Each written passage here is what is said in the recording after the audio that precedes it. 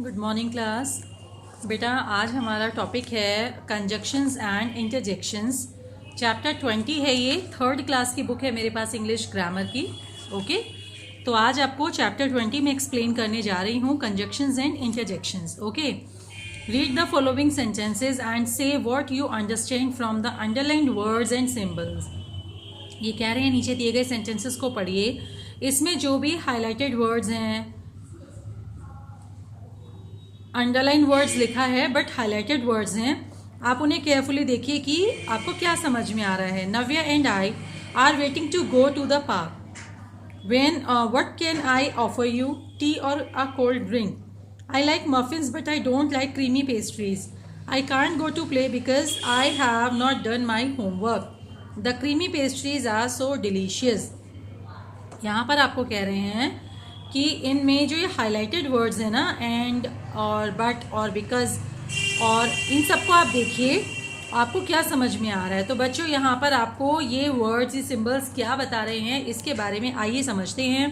In the first 4 sentences words like and और but and because are use to join words. आप देखेंगे कि ये जो हाईलाइटेड वर्ड्स हैं इनका प्रयोग 2 शब्दों के समूहों को आपस में जोड़ने के लिए किया गया है, राइट।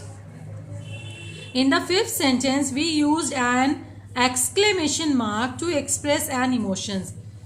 जो लास्ट वाला सेंटेंस है आप देखेंगे तो इसमें एक्सक्लेमेशन मार्क का प्रयोग किया गया है सेंटेंस में कहे जा रहे भाव को व्यक्त करने के लिए कि किस एक्सप्रेशन के साथ ये बात कही जा रही है। ओके कंजक्शंस क्या होते हैं?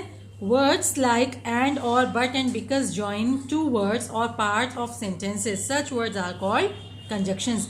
देखिए ऐसे शब्द जो 2 शब्दों के समूहों को या वाक्य के 2 हिस्सों को आपस में कनेक्ट करते हैं, जोड़ते हैं, वे शब्द कंजक्शंस कहलाते हैं। ठीक है, ऐसे एग्जाम्पल आप इसका लिख सकते हैं, एंड और बट बिकॉज। ओके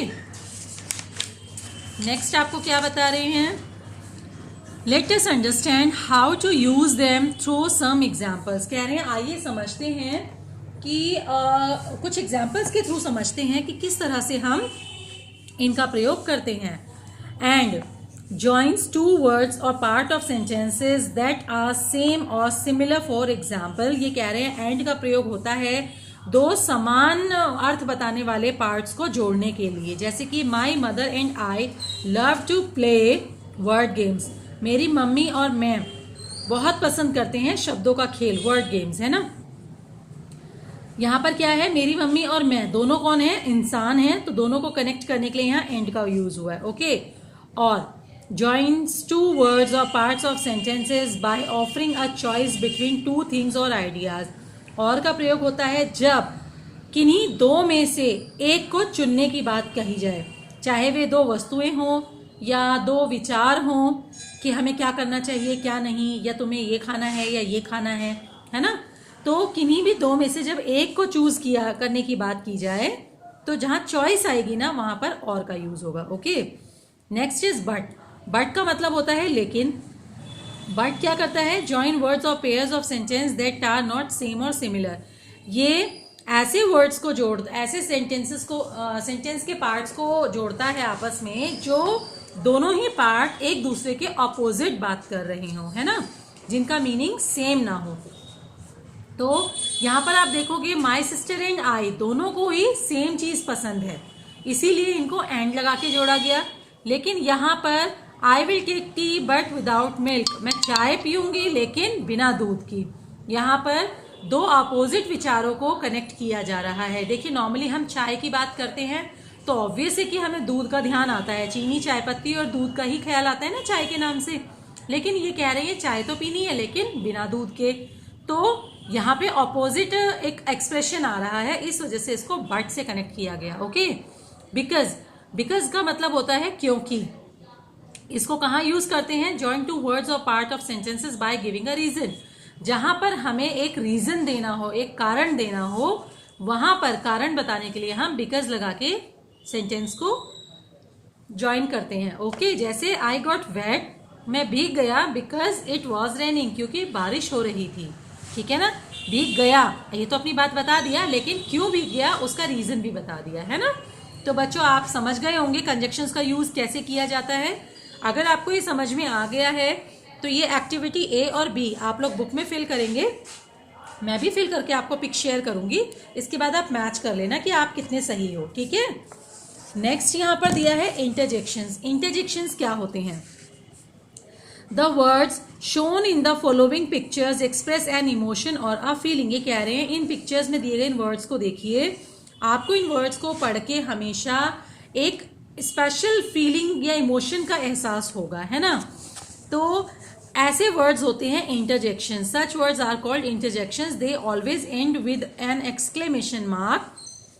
ये वर्ड्स कहलाते हैं इंटरजेक्शन जो आकस्मिक फीलिंग्स या इमोशंस को एक्सप्रेस करते हैं और इनका एंड हमेशा एक्सक्लेमेशन मार्क से होता है, ठीक है। जैसे कि फ्यू, इट्स फाइनली ओवर। जैसे कि हम एक लंबी सांस छोड़ते हैं ना कि मतलब अच्छा है ये काम खत्म हो गया, थैंक गॉड कहते हैं ना ये काम खत्म हो गया। वाओ व्हाट अ सरप्राइज, किसी सरप्राइज को देखकर, किसी सोचा ना गया हो और ऐसी चीज आपको मिल जाए, उसको देखकर आपके मुंह से क्या निकलता है? वाओ ना, खुशी के मारे, right. Hurray we won the match, जब आप कोई गेम जीत जाते हैं तो क्या निकलता है मुंह से? हुर्रे, है ना। तो इस तरह के जो वर्ड्स हैं इनके साथ में एक्सक्लेमेशन मार्क जरूर लगेगा बच्चों, हमेशा ध्यान रखना। इस तरह के वर्ड्स को हम कहते हैं इंटरजेक्शंस, ओके। अब यहाँ पे कुछ इंटरजेक्शन साउंड्स बता रहे हैं कि ये साउंड्स जब भी आप बोलते हो या सुनते हो तो ये क्या फीलिंग को एक्सप्रेस करते हैं, है ना। आह, एक्सक्लेमेशन ऑफ फियर, ये कह रहे हैं किसी डरावनी चीज को देखकर जब हम डर जाते हैं तो डर का एहसास के लिए हमारे मुंह से आह निकलता है, ओके। अलास, अलास मतलब दुख व्यक्त करने के लिए। हाय कहते हैं ना हम, हाय, उसी को इंग्लिश में आप समझो कि अलास कहा जाता है।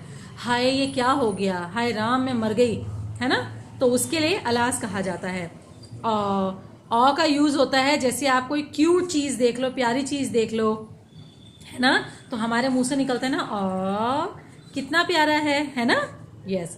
यू, यू का यूज होता है जब हम कुछ डिस्गस्टिंग यानी कुछ बेकार सी चीज देख लें जो हमें बिल्कुल पसंद ना आए, है ना, तो हमारे मुंह से क्या निकलता है? जैसे कोई हमने कहीं पे आप जा रहे हो, आपके शू में कीचड़ लग गया तो आप क्या कहोगे? यू, मतलब घिनाने के लिए जब आप कोई वर्ड यूज करते हैं, राइट।